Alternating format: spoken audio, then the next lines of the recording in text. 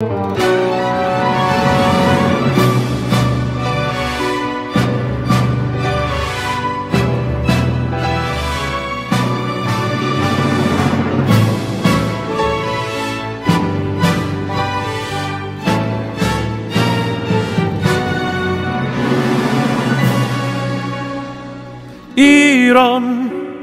فدای اشک و خنده تو، دل پر و تپنده تو، فدای حسرت و امیدت، رهایی رمنده تو، رهایی رمنده تو.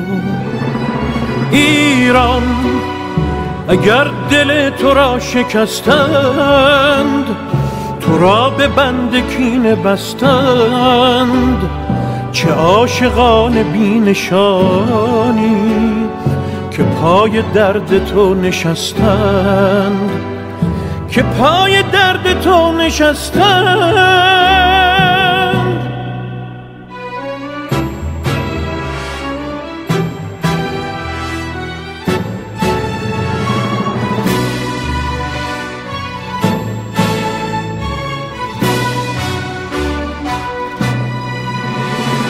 کلام شد گلوله باران، به خون کشیده شد خیابان، ولی کلام آخری شد که جان من فدای ایران.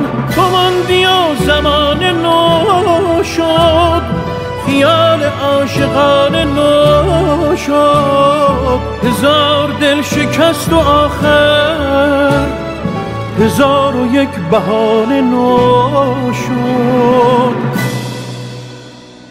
ایران به خاک خسته تو سوگند، به بغض خفته دماوند، که شوق زنده ماندن من به شادی تو خورده پیوند، به شادی تو خورده پیوند.